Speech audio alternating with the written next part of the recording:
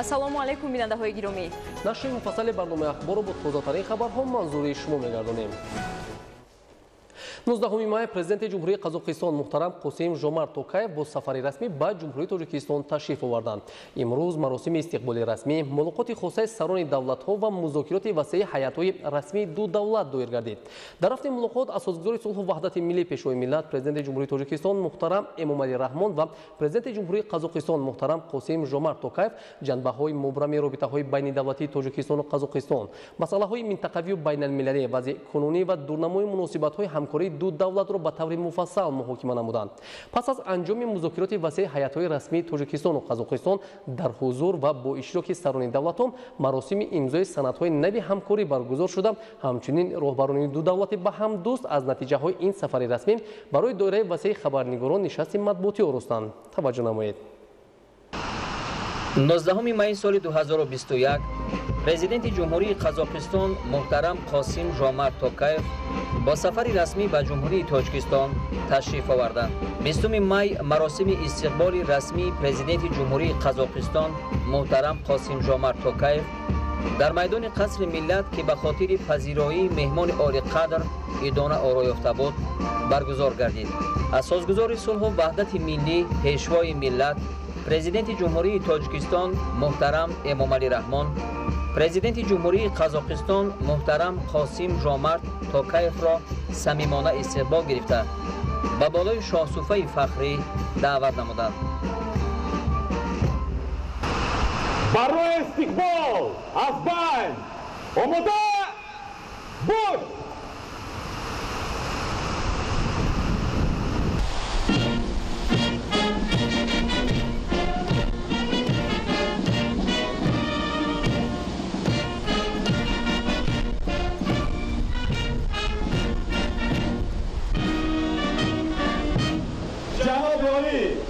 президенти ҷумҳурии Қазоқистон ба талаби қаровани фахрӣ ба муносибати ташрифи расмии шумо ба сарзамини ҷумҳурии Тоҷикистон саф ороста шуд.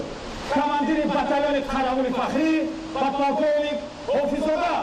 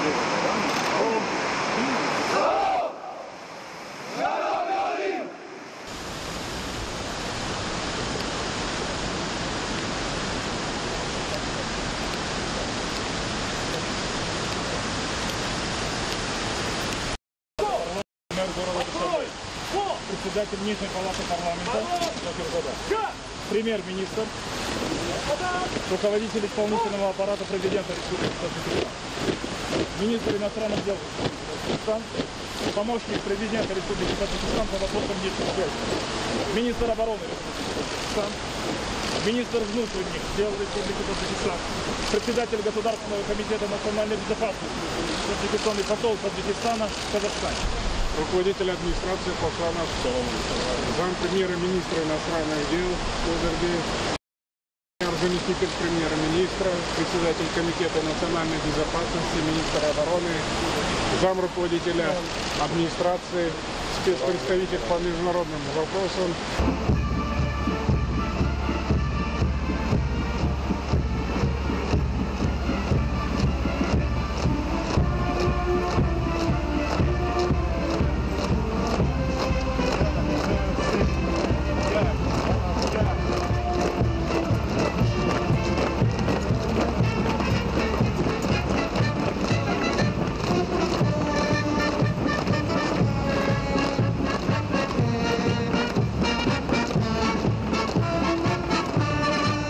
پس از انجام مراسم استقبال رسمی مهمان عالی مقام، بررسی مسائل رشد و توسعه مناسبت‌های دوستی و شریکی استراتژی تاجیکستان و قزاقستان در ملاقات خاصه سران دولت‌ها محترم امامعلی رحمان و محترم قاسم ژامرد توکایف آغاز یافته در مذاکرات وسیع هیئت‌های رسمی دو کشور ادامه یافت.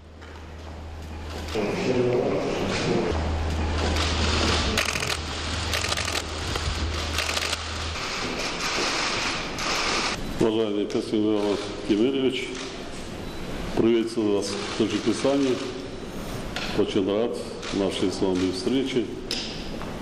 Таджикско-казахстанские отношения сегодня динамично развиваются во всех сферах сотрудничества. Казахстан занимает второе место среди ведущих торгово-экономических партнеров Таджикистана.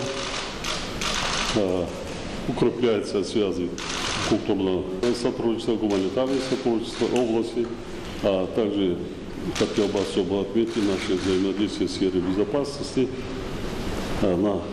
Наши страны успешно развивают в рамках СНГ, ОДКБ, ШОС и СНД.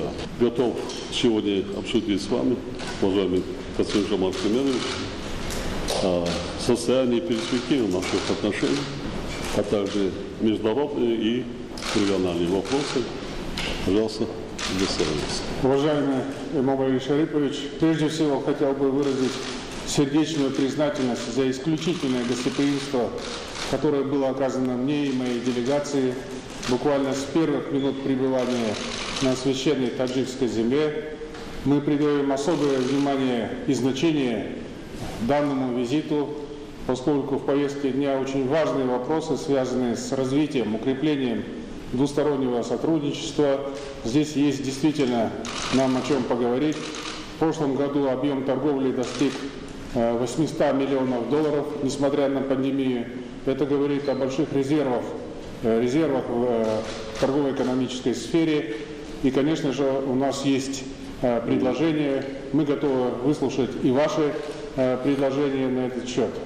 Что касается международной повестки дня, то действительно Казахстан и Таджикистан успешно сотрудничают друг с другом в международных организациях, будь то это Организация Объединенных Наций, Шанхайская организация сотрудничества, ОБСЕ. И, конечно же, мы признательны за неизменную поддержку нашей инициативы совещания по взаимодействию и мерам доверия в Азии. И, пользуясь настоящей возможностью, хотел бы выразить поздравления в связи с успешным председательством Таджикистана в СРМДА в 2019-2020 годах. Поэтому я считаю, что у нас есть все возможности для наращивания сотрудничества буквально по всем направлениям. Казахстан и Таджикистан являются без всякого преувеличения братскими государствами. Спасибо. در رفت ملاقات جنبه‌های مبرم رابطه‌های بین دولتی تاجیکستان و قزاقستان، مسائل منطقوی و بین المللی و وضع کنونی و دورنمای مناسبت‌های همکاری با قزاقستان به طور مفصل محاکمه کرده شدند. نخست پرزیدنت مملکت محترم امامعلی رحمان سرور دولت قزاقستان را به تاجیکستان صمیمانه خیر مقدم گفته به مردم دولت دوست صلح و شکوفایی орзу карданд. Уважаемый Касым-Жомарт Кемелевич, разрешите еще раз сердечно поприветствовать вас и членов вашей делегации на таджикской земле. В формате тет-а-тет мы с вами подробно обсудили актуальные вопросы таджикско-казахстанских межгосударственных отношений, их нынешнее состояние и перспективы. Мы также провели обстоятельное обсуждение по региональной и международной проблематике. Таджикистан дорожит отношениями стратегического партнерства с братским Казахстаном. Казахстан занимает второе место в общем объеме внешнеторгового оборота Таджикистана. Настроение и далее предпринимать необходимые усилия для развития сотрудничества наших стран по всем направлениям. Мы очень высоко оцениваем ваш личный вклад, уважаемый Касым-Жомарт Кемелевич, а также неоценимую лепту моего дорогого друга и брата, первого президента Республики Казахстан, Елбасы, уважаемого Нурсултана Абишевича Назарбаева, в развитии взаимовыгодных таджикско-казахстанских отношений. В настоящее время эти отношения поступательно развиваются в политико-дипломатической, торгово-экономической, научно-технической и культурно-гуманитарных сферах, в области безопасности и других сферах сотрудничества. Выражаю уверенность в том, что результаты нынешнего вашего визита в Таджикистан будут всемерно способствовать их дальнейшему углублению. С большим удовольствием передаю вам слово, уважаемый Касым-Жомарт Кемелевич. Пожалуйста. Сердечную благодарность за исключительно теплый прием на священной таджикской земле. Мы почувствовали гостеприимство буквально с первых минут пребывания у вас в Душанбе. Это мой первый официальный визит в Таджикистан в качестве президента и первый официальный выезд за рубеж после или в условиях пандемии. Я думаю, что этот факт о многом говорит. Действительно, Таджикистан является для нас надежным стратегическим партнером, союзником. Мы, как и вы, дорожим отношениями сотрудничества с Таджикистаном. Вы, уважаемый Эмомали Шарипович, пользуетесь авторитетом, известностью в Казахстане как общепризнанный лидер таджикского народа. И, пользуясь данной возможностью, естественно, я хотел бы пожелать вам дальнейших успехов. Что касается сотрудничества между нашими странами, то за годы взаимодействия была наработана очень серьезная договорно-правовая основа. Более 80 договоров и соглашений. И, конечно же, основной договор – это договор о стратегическом партнерстве между нашими странами, подписанный в 2015 году. Мы сейчас буквально только что в узком составе обсудили вопросы торгово-экономического и инвестиционного сотрудничества и подтвердили обоюдное стремление к тому, чтобы наращивать это сотрудничество, искать новые сферы взаимодействия. Что касается Казахстана, то мы настроены очень серьезно, буквально по всем вопросам нашего взаимодействия в торгово-экономическом сотрудничестве. Несмотря на пандемию, в прошлом году объем торговли между нашими странами достиг 800 миллионов долларов. Это несмотря на пандемию. Что это значит? Это значит, что по мере преодоления всех трудностей, связанных с этой глобальной болезнью, наши страны могут выйти на новые рубежи взаимной торговли. Казахстан готов оказывать всяческую посильную помощь таджикской экономике. Мы обсудили вопросы взаимодействия по вопросам безопасности в Центральноазиатском регионе и за пределами Центральноазиатского региона. Подробно обсудили афганскую проблематику. Я считаю, что эти переговоры являются полезными, и выходя из этих переговоров, мы еще раз подтверждаем союзнический характер наших взаимоотношений. Спасибо.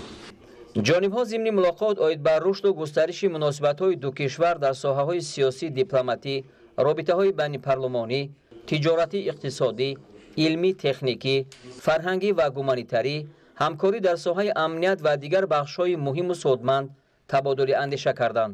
дар рафти музокироти ҷонибҳо масъалаи дастгирии ҳамдигарӣ дар самти мубориза бар зидди бемории нави сироятии коронавирус ва амалисозии тадбирҳо барои коҳиш додани таъсири пандемия ба иқтисоди кишварҳо баррасӣ карданд.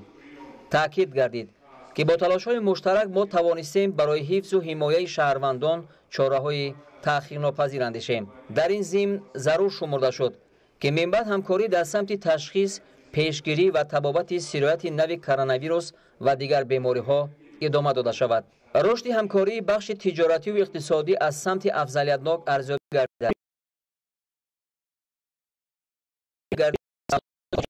Тоҷикистон дар ҷойи дуюм қарор дорад.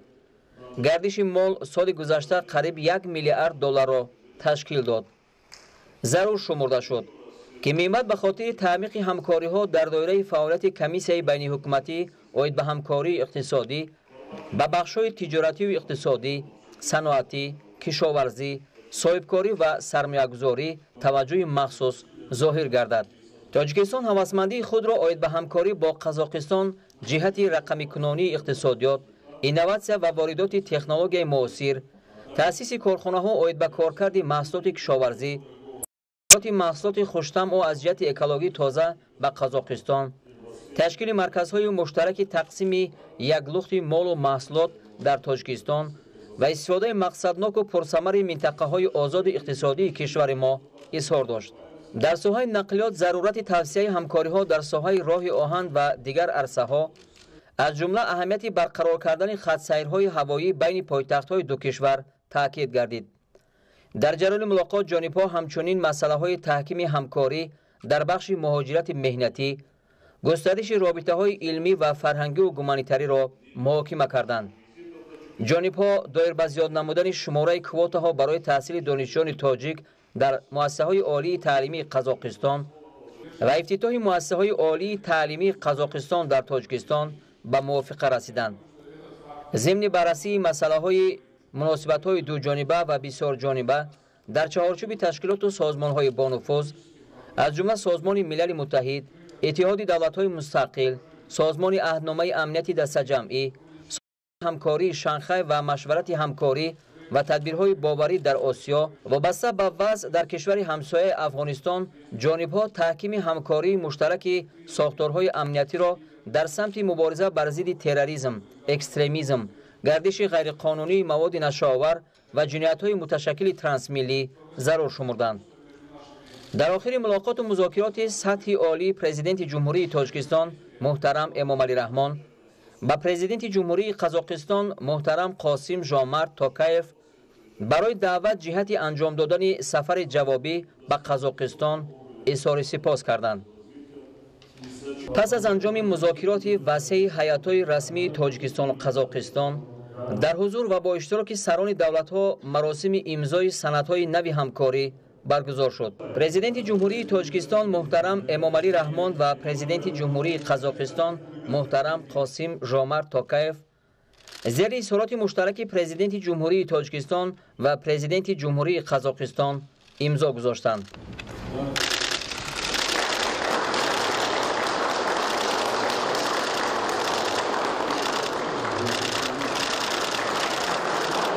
сипас дар ҳузури сарони давлатҳо санадҳои зерин имзо карда шуд.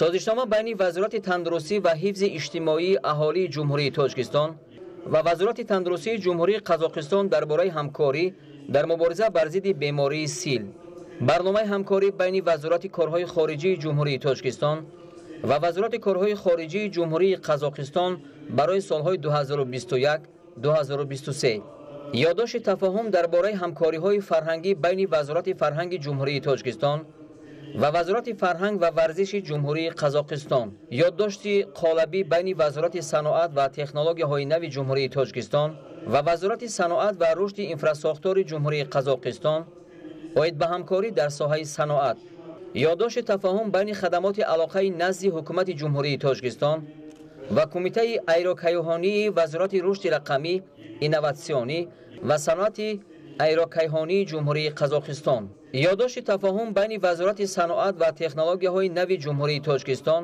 ва вазорати савдо ва ҳамгироии ҷумҳурии Қазоқистон дар бораи ҳамкорӣ оид ба масъалаҳои татбиқи лоиҳаҳои муштарак доир ба таъсиси низоми тақсимоти молҳо.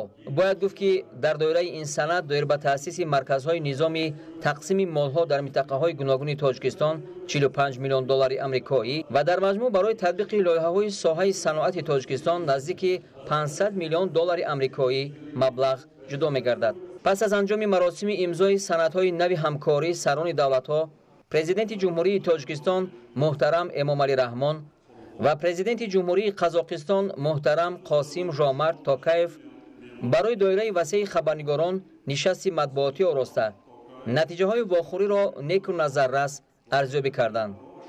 Муҳтарам намояндагони воситаҳои ахбори омма, хонумҳо ва ҷанобон, нахуст дар ҳузури шумо ташрифи меҳмони гиромӣ ҷаноби ёрӣ Қосим Жомарт Токаев, президенти ҷумҳурии Қазоқистон ва ҳайати ҳамроҳашро ба Тоҷикистон бори дигар хайрамақдам мегӯям. мо ба рушди минбаъдаи муносибатҳои дӯстӣ ва ҳамкориҳои гуногунҷанбаи Тоҷикистон ва Қазоқистон таваҷҷӯҳи пайваста зоҳир менамоем.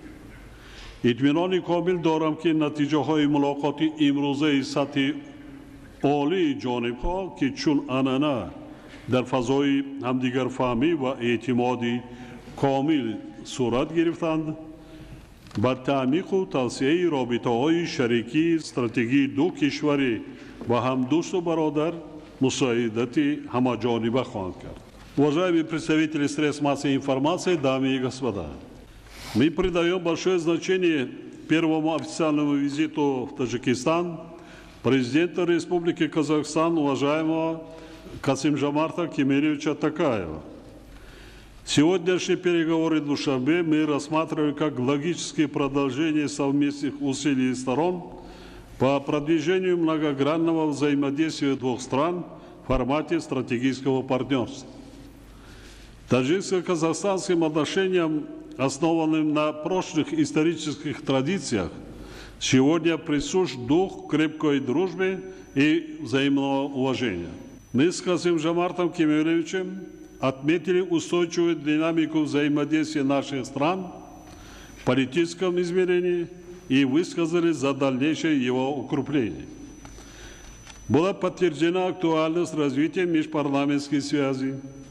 Принятие сегодня новый пакет документов дополняет солидную правовую базу нашего двустороннего сотрудничества.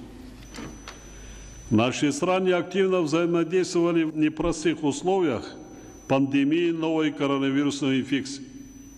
Мы признательны Казахстану за оказанную гуманитарную помощь в прошлом году для борьбы с этой инфекцией.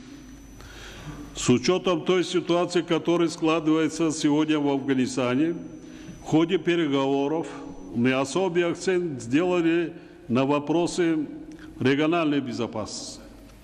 Это сегодня вопрос номер один для нас и наших партнеров по региону. В этом контексте подробно обменялись мнениями по афганской проблематике. Афганистан исторически имеет много общего с нашими странами. Мы внимательно отслеживаем развитие обстановки в этой братской для нас стране. Констатировали возможную тенденцию к ухудшению ситуации в связи с выводом коалиционных войск. Высказали за продолжение тесной координации между нашими специальными службами и профильными ведомствами. Также была подтверждена заинтересованность сторон продвижения взаимодействия в различных форматах по вопросам борьбы с глобальными угрозами и вызовами. В этом контексте была отмечена важность укрепления сотрудничества компетентных органов двух стран в борьбе с терроризмом, экстремизмом, наркотрафиком и другими формами транснациональной организованной преступности. Торгово-экономическое сотрудничество является одним из ключевых аспектов таджикско-казахстанских отношений. В последние годы Казахстан прочно утвердился на втором месте среди основных внешнеэкономических партнеров Таджикистана. Казахстан традиционно является одним из основных поставщиков зерна, муки, газа и нефтепродуктов на рынок Таджикистана. Товарооборот между нашими странами за прошлый год, невзирая на пандемию, составил почти $1 миллиард. Вместе с тем, все еще существуют большие возможности и огромный резерв для расширения торгово-экономических отношений и инвестиционного сотрудничества. Накануне визита уважаемого Касым-Жомарта Кемелевича в городе Душанбе состоялся таджикско-казахстанский бизнес-форум. В ходе форума подписан ряд крупных контрактов и меморандумов, направленных на наращивание двустороннего товарооборота и расширение сотрудничества в указанных областях. Большой потенциал для расширения торгово-экономических связей существует в агропромышленном секторе экономики Таджикистана, в сферах энергетики, легкой, добывающей и обрабатывающей промышленности, технологий, а также в области транспорта и коммуникаций. Таджикская сторона также отметила перспективность создания совместных предприятий по переработке сельхозпродукции, ее хранению и транспортировке с последующим экспортом на рынки Казахстана и третьих стран. В этом контексте в центре внимания были вопросы создания оптово-распределительных центров в регионах Таджикистана с участием казахстанских инвестиций. В Таджикистане в настоящее время реализует стратегия ускоренного развития промышленного сектора экономики страны. В этой связи мы полагаем, что расширение сотрудничества в сфере промышленной кооперации дало бы новый импульс торгово-экономическим связям сторон. Таджикская сторона готова рассмотреть предложения казахстанской стороны по созданию в различных сферах промышленности Таджикистана совместных производств продукции, в том числе ориентированной на экспорт. Соответствующее внимание было уделено вопросам расширения культурно-гуманитарной связи. Была подчеркнута актуальность дальнейшего укрепления сотрудничества в сферах науки и образования, культуры и искусства, как важного условия сохранения добрых исторических связей, сложившихся между двумя народами. Достигнуты договоренности о проработке вопроса увеличения на взаимной основе количества ежегодно представляемых образовательных квот. В ходе переговоров также были рассмотрены вопросы изменения климата в региональном и глобальном масштабах, а также проблематика таяния ледников. Наша страна выступила с инициативой объявить 2025 год Международным годом защиты ледников, а также создать специальный международный фонд по сохранению ледников. Отметили необходимость активного сотрудничества в продвижении данных инициатив. Таджикская сторона высоко оценивает итоги визита президента Республики Казахстан, который придал дополнительный импульс таджикско-казахстанским отношениям, стратегического партнерства и крепкой дружбы. Сейчас я с большим удовольствием хотел бы передать слово Касым-Жомарту Кемелевичу.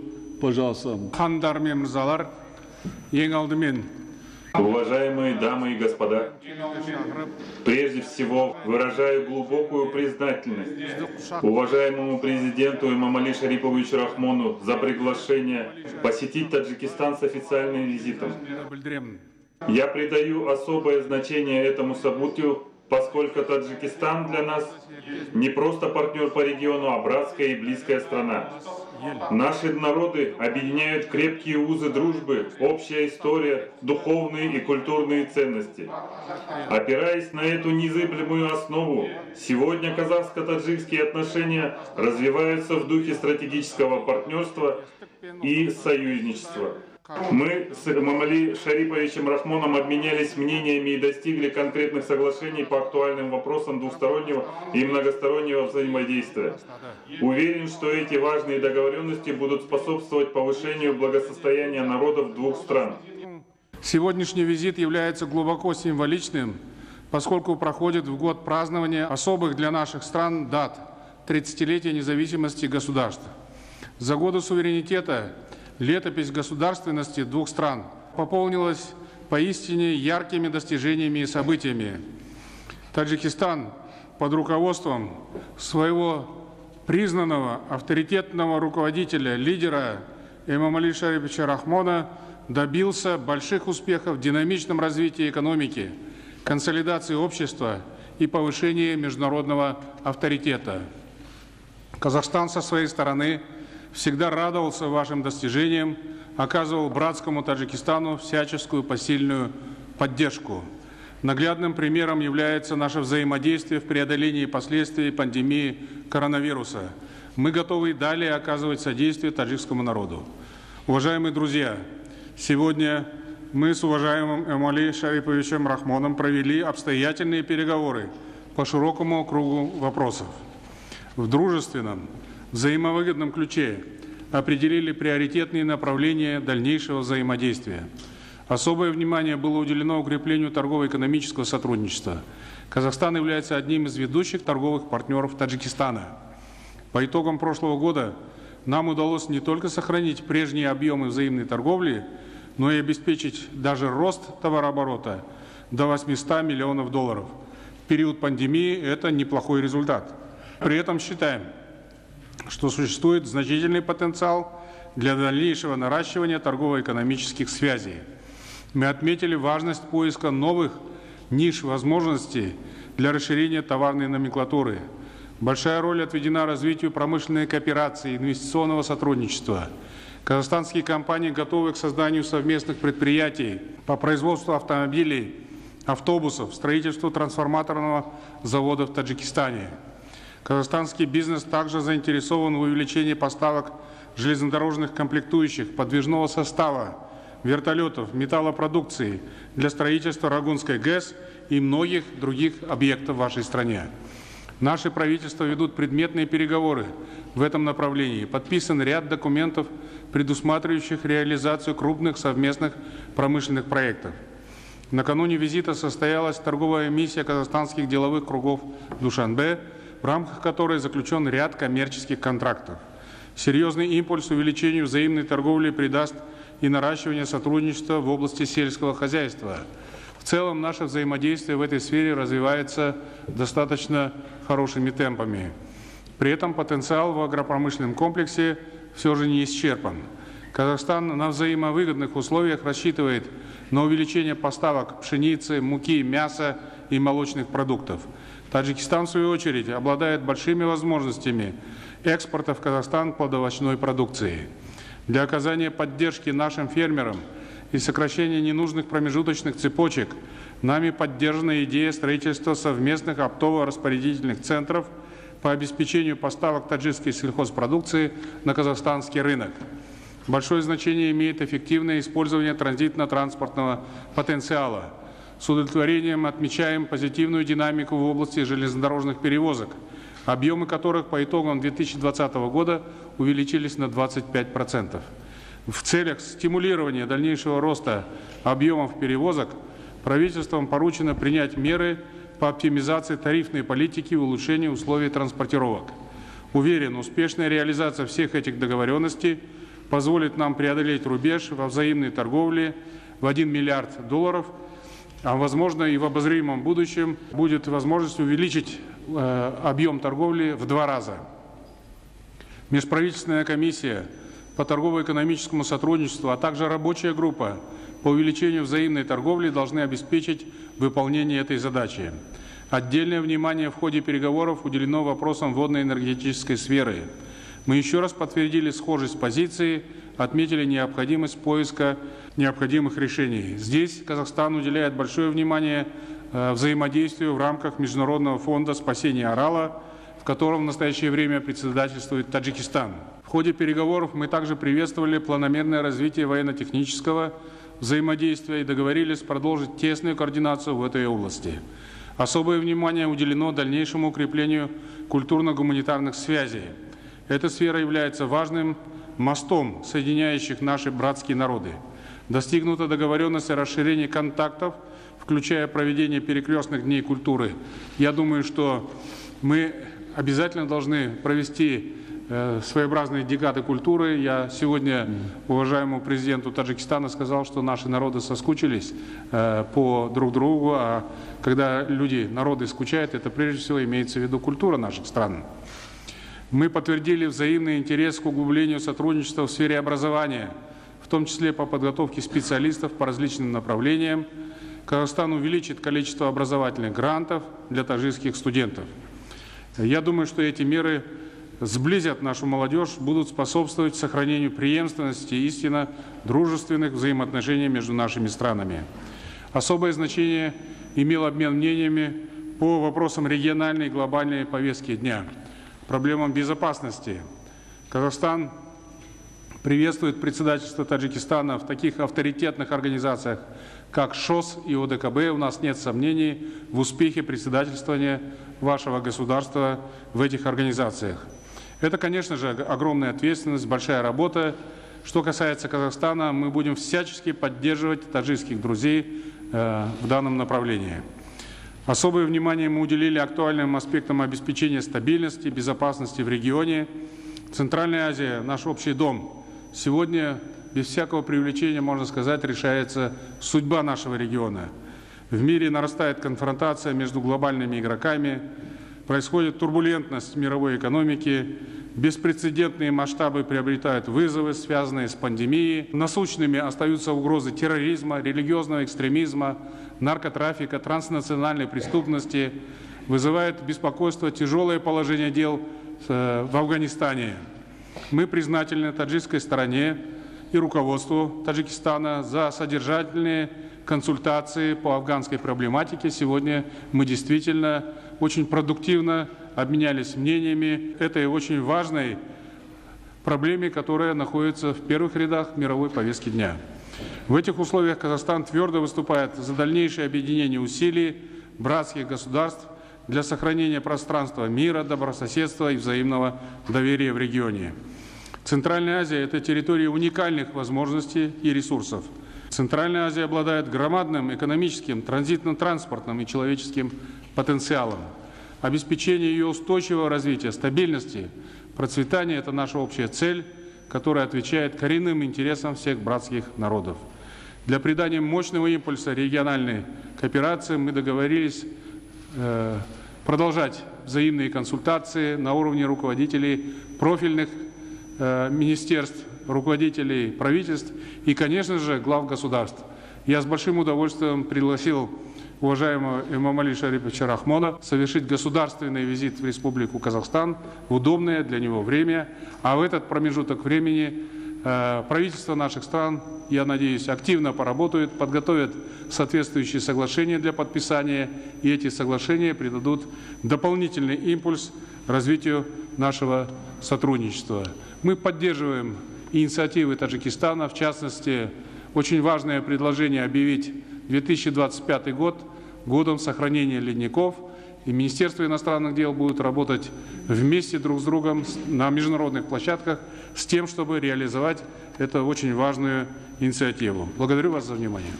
Спасибо, уважаемый Касым-Жомарт Кемелевич. Я первой удобной возможности с большой радостью воспользуюсь вашим приглашением посетить с визитом благодатную землю братского Казахстана.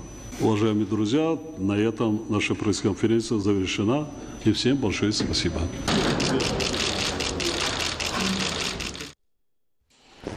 президенти ҷумҳурии қазоқистон муҳтарам қосим Жомарт Токаев дар доираи сафари расмӣ ба ҷумҳурии Тоҷикистон пас аз мулоқоти хоса бо асосгузори сулҳу ваҳдати миллӣ пешвои миллат президенти ҷумҳурии Тоҷикистон муҳтарам Эмомали Раҳмон ва иштирок дар музокироти ҳайатҳои расмии Тоҷикистону Қазоқистон ба маҷмаи ваҳдати миллӣ ва эҳёи Тоҷикистон омада бо нишони эҳтиром ба таъриху фарҳанги пурғановати мардуми тоҷик ба пояи муҷассамаи асосгузори нахустин давлати тоҷикон Сомониён Исмоили Сомонӣ гулчанбар гузошт. меҳмони олиқадро дар ин маросим муовини якуми сарвазири ҷумҳурии Тоҷикистон Давлаталӣ Саид ва дигар шахсони расмӣ ҳамроҳӣ намуданд.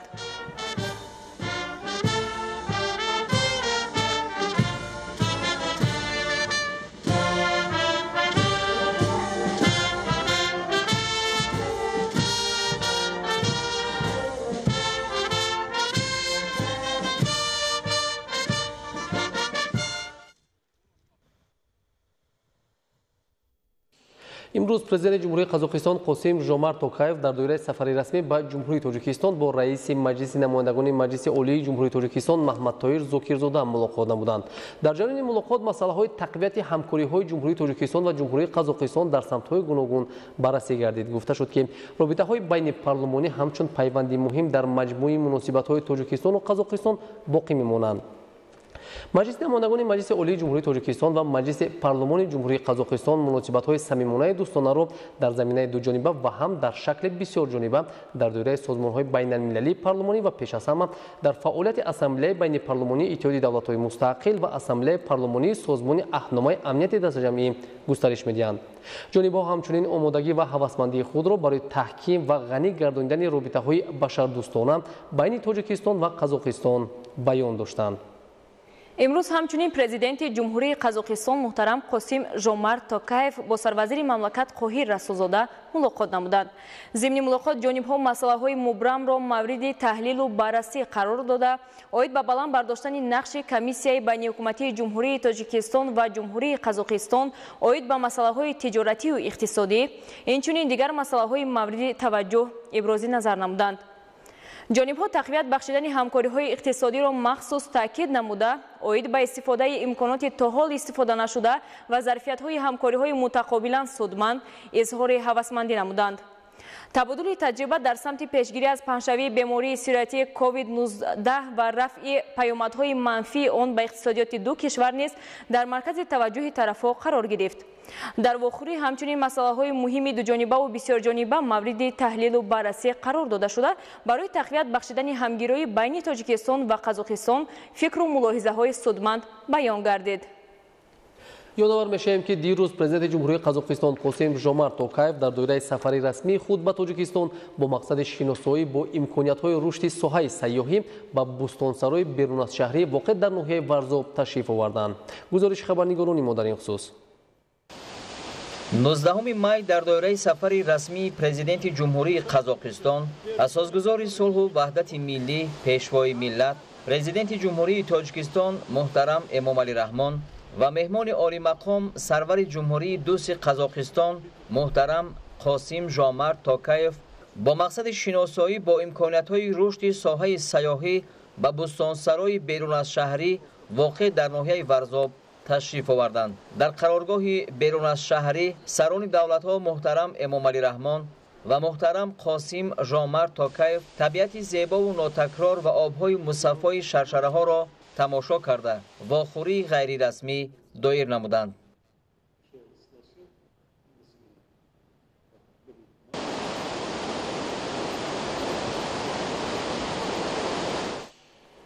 بیستم مای سفر رسمی پرزیدنت جمهوری قزاقستان در تاجیکستان به انجام رسید. نیمه دومی امروز اساسگزار صلح و وحدت ملی پیشوای ملت پرزیدنت جمهوری تاجیکستان محترم امامعلی رحمان با نشان احترام و صمیمیت پرزیدنت جمهوری قزاقستان محترم قاسم ژومارت توکایف را گسیل نمودند.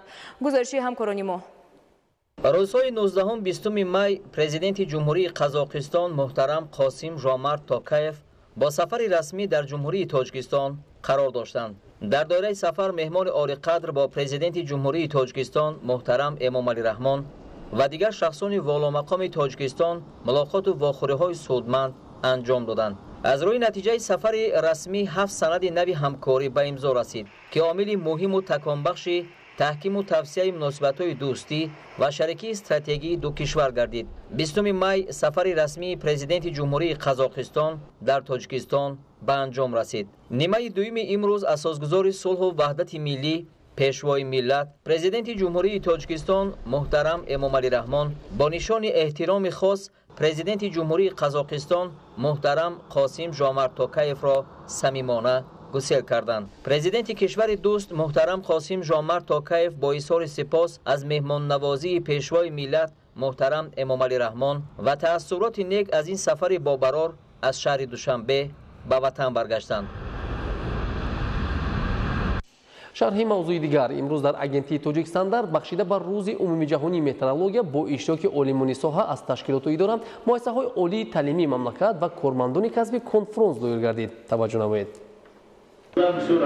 همه سال 20 مای روز عمومی جهانی مترولوژی قید کرده می شود. ва дар рушди иқтисодӣ ва иҷтимоии ҷомеа сами метеорология басо бузург аст.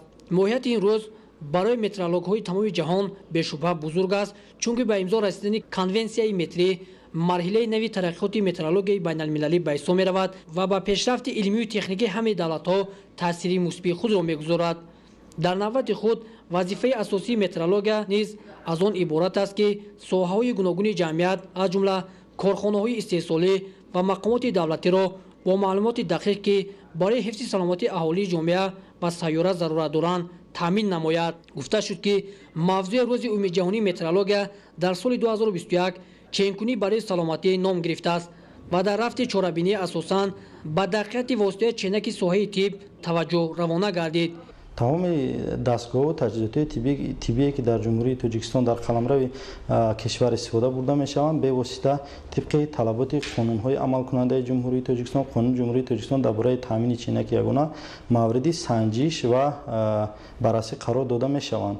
лекин боз дигар омилҳое ҳаст ки метавонад аз ҳисоби хунукназарии кормандон ва аз ҳисоби надонистани тарзи истифодабарии ҳамон таҷҳизотҳои тиббӣ ва дигар омилҳое ки масалан риоя накардани талаботҳое ки оиди муҳити атрофи ҳамон марказҳое ки дар он ҷо ташхисҳо гузаронида мешаванд метавонад ки камбудиҳо ба амал оянд ба вуқӯъ пайванданд. аз ин ҳисоб мақсади имрӯзаи ҳамин конфронс ҳамин буд ки мо ҳамин масъалаҳо ва ҳамин нозикиҳоро бо мутахассисони соҳа ҳаллу фасл кунем баррасӣ намоем. имрӯз тоҷикистандар имконият дорад ки масъалаҳои ба тамоми самтҳои фаъолияти шӯрои байнидавлатии иттиҳоди давлатҳои мустақил оид ба стандартизатсия метеорология ва сертификатсия вобастаро мустақилона ҳаллу фасл намояд.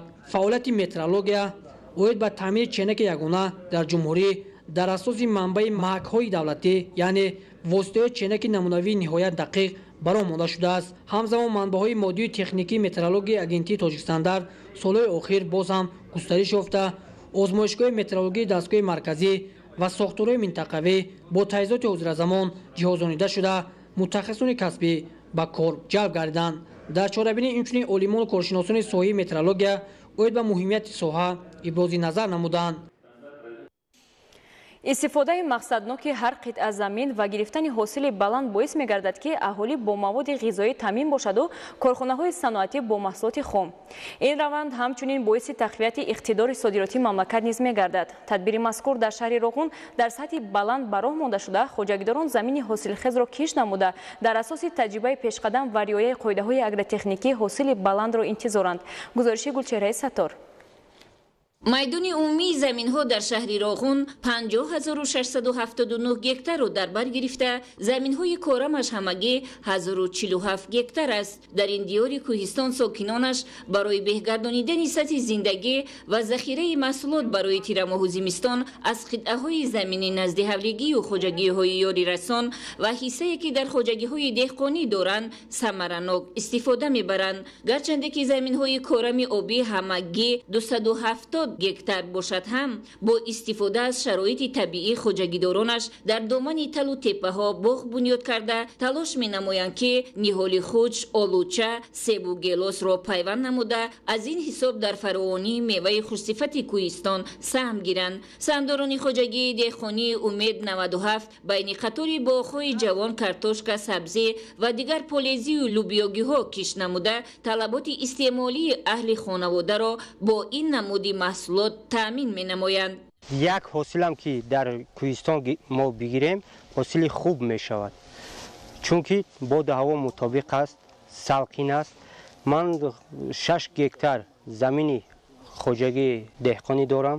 замини мо асосӣ лалмӣ буда онро ба боғ мубаддал гардондем. айни ҳол дар байни қаторҳо пишти лубиёги, ҷувори мака, картошка, сабзӣ ва дигар зироатҳоро баромондем. шумораи хоҷагиҳои деҳқонӣ 1073 ададро ташкил медиҳад ки 1301 нафар саҳмдорон дар ин хоҷагиҳо ба шуғл фаро гирифта шуда аз ҳисоби меҳнат рӯзгори худро обод менамоянд. برای ثمرناک استفاده بردن قطعه زمین در حدود هر یک کارهای فهماندهی گذرانده شده ایستاده است که از جانب خود اهالی باشد از 309 گیتار زمین‌های کارم محل اقالنشینی که در حدود شهر موجود است ثمرناک استفاده بردن قطعه‌های زمین خیلی هم زیاد به چشم می‌رسد. 124 گیتار کشت کارتوشکا گذرانده شده است که 94 گیتار از حساب اهالی 27 گیتار از حساب خواجگی دهقانی کشت پورا گذرانده شده است. قطعه‌های زمین نزد حوالگی 1167 گکتار را در بر می‌گیرد که 309 گکتارش با گروه زمین‌های کورم آبی داخل می‌شود.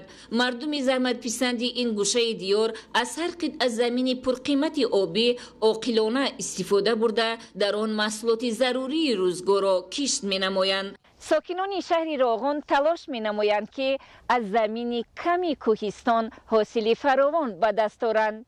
از حساب استحصال میوه و سبزوات از جهت اکولوژی تازه ساکنانش می توانند روزگاری آباد داشته باشند. زیرا زمین های کارم آبی در این گوشه کوهستان همگی 270 گکتار را تشکیل می دهد. اهالی شهر همگی 46147 نفر را در بر میگیرد که به هر یک نفر همگی 5 سوتیق زمین کارم آبی راست می آید. زمین های هم نزد حوالگی هم زمین های خواجگی را برای هم ذخیره زمستان هم برای درآمد هم برای فروش در بازار مهنت میکنن و از همین حساب هم درآمد خوب میگیرن. یعنی از حساب درآمد کارتوشکا زراعت های مثال پالزی اصلا مردم باغ‌های خوب دارند و از این حساب هم درآمد خوب میگیرند. ساکنان سربلند شکر میگویند که امسال حاصل گیلاس، آلوچه و سیب خیلی خوب است و آنها میتوانند از این حساب فراوانی بازار را تامین نموده و برای زمستان نیز به طور کافی ذخیره نمایند. مردمان کوهستان از حساب گیاهای طبیعی و شفابخش، درختان خودروی و نعمت‌های دیگری آن عاقلانه استفاده میبرند تا سال از سال سطح زندگی خود را بهتر و خوبتر سازند. در ناحیه شهریتوز دور اول آزمون جمهوری تاجیکستان وطن عزیزی من برگزار گردید. در این تدبیر فرهنگی دوستداران سفت و نوا و استعدادهای جوان اشتراک نمودند. از روی نامیناسی‌های آزمون هنر و مهارت خود را به نمایش گذاشتند. از ناحیه شهریتوز عبدالرزاق عزیز گزارش می‌دهد.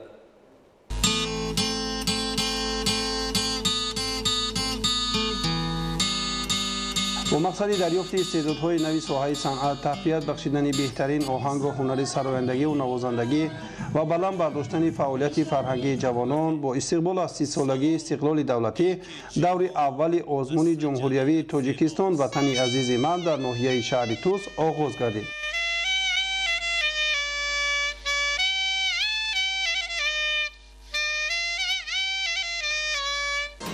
طبق نظامنامه آزمون در 3 دور صورت گرفته. اشتراکچیان از روی نامیناسی‌های سرایندگی، کمپوزیتوری و نوازندگی وابسته به سن و سال از 12 تا 40 ساله هنر خویش را نشان داده هیئت حکمان به هنر آنها بهاگذاری خواهند کرد. مضمون و غایه اساسی سرود و آهنگ و اثرهای موسیقی را ترنم شخصیت برجسته خلق تاجیک، دستاوردهای زمان استقلال دولتی ارج گذاشتن به عنعنه‌های ملی و میراث پرقناوت نیاگان تشکیل می‌دهد. اشتراکچیان از روی نامیناسی‌های در نظامنامه آزمون نشان داده شده برآمد کرده بهترین ها با تحفه و برای اشتراک در دور ولایتی را خط گرفتند.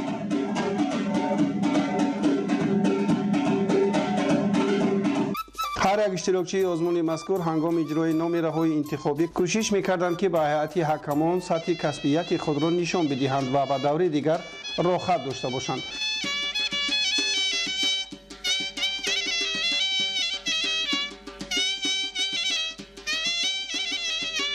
اشتراکچیان چاره‌بینی فرهنگی ابراز داشتند که برگزاری آزمون جمهوری تاجیکستان وطن عزیز من فعال نیک بوده در دریافت استعدادهای نوی ساحه صنعت، تقویت بخشیدن بهترین آهنگ و هنر سرایندگی و نوازندگی و دریافت استعدادهای جوان مساعدت خواهد کرد. اعضای حکمان به همه اشتراکداران بهای مناسب دادند.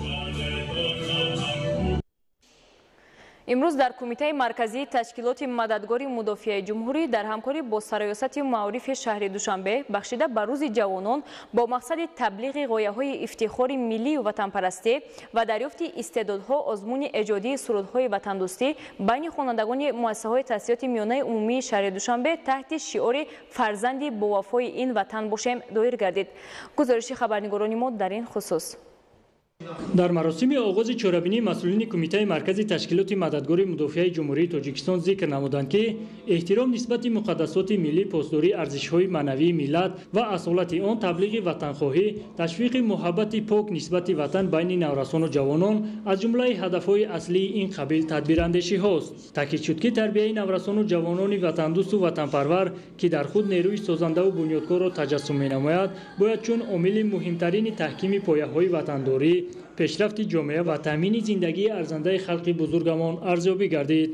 вазифаҳои асосӣ дар ин самт ин таблиғи ғояҳои асосии давлати миллӣ аз қабили садоқат ба ватан, ифтихор аз таърихи ниёгон, ҳифзи арзишҳои миллӣ ва дастовардҳои истиқлолият, бунёди ҷомеаи мутамаддини шаҳрвандӣ бо иштироки ҷавонону наврасон, пост доштани анъанаҳои меҳнатӣ, фидокорию ҷонбозиҳои қаҳрамони халқи тоҷик, ба роҳ мондани усулҳои нави кор бо насли наврасу ҷавон ва тадбирҳои самарабахш дар самти тарбияи ватандӯстии онҳо маҳсуб мегардад. Ба маҳорати сарояндагии иштирокчиёни озмун ки ба мавзӯъҳои ватану ватандӯстӣ бахшида шуда буд, ҳунармандони шинохта баҳогузорӣ намуданд. тибқи хулосаи ҳакамон ба ғолибони озмун диплому туҳфаҳои рамзӣ тақдим карда шуд.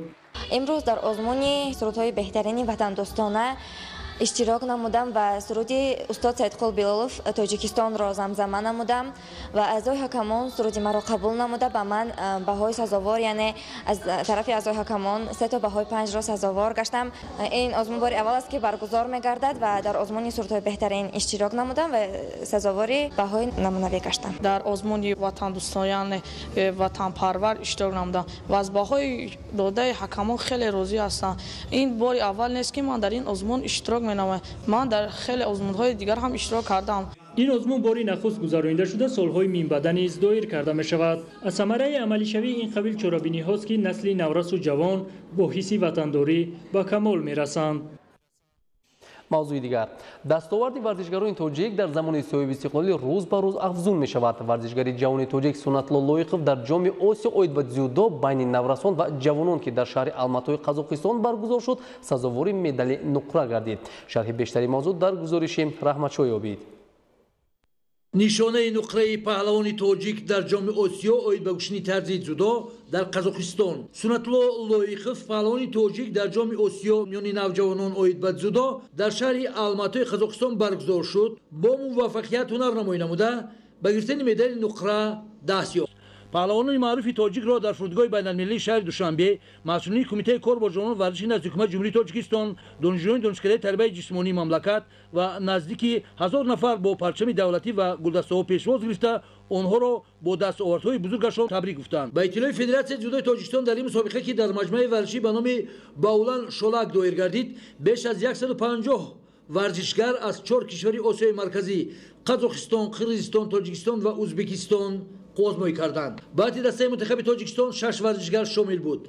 Маҳмадсолеҳ Қувватов дар вазни 60 кило, Қурбоналӣ Боздоров ва Ғаниҷон Ғаниев дар вазни то 73 кило, Сунатло Лоиқов дар вазни 81 кило, Ҳайдарали Шоев дар вазни то 90 кило ва Эмомризо Анварзода дар вазни то 100 кило иштирок карданд. аз миёни онҳо танҳо Сунатло Лоиқов ҳунари воло нишон дода ба гирифтани медал даст ёфт. ӯ дар вазни то 81 кило дар даври аввал Бекзод Таугалиеви Қазоқро мағлуб кард ва ба даври чоракниҳоӣ роҳ ёфт. дар чорякфинал бар варзишгари дигари мизбон Ботирхон Сакенов ғалаба кард. дар даври ниманиҳоӣ Абдулло Ҷалолиддинов қирғизро шикаст дод ва ба даври финалӣ роҳ хат гирифт. вале Лоиқов дар мубориза барои нишонаи тиллои мусобиқа аз чемпиони ҷаҳон миёни ҷавонон дар соли 2019 Аян Бойғозӣ аз Қазоқистон бо чанд огоҳӣ мағлуб шуд ва дар натиҷа барандаи медали нуқра гардид.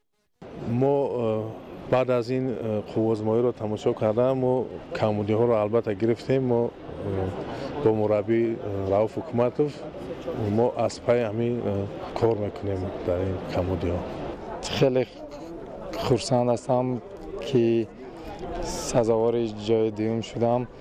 бо машқҳои худро дучанд карда мусобиқаҳои сатҳашон боз баландтар сазоворои ҷои намоён шудани аст. самараи истиқлолияту ваҳдати миллӣ ва таваҷҷӯҳу ғамхориҳои пайвастаи ҳукумати ҷумҳурии Тоҷикистон ба хусус асосгузори сулҳу ваҳдати миллӣ, пешвои миллат президенти ҷумҳурии тоҷикистон муҳтарам эмомалӣ раҳмон аст ки варзишгарони тоҷик дар сатҳи байналмилалӣ шарафи тоҷикистони соҳибистиқлолро ҳимоят менамоянд ва ба ифтихори ғолибияти онҳо парчами кишвари азизамон парафшон мегардад.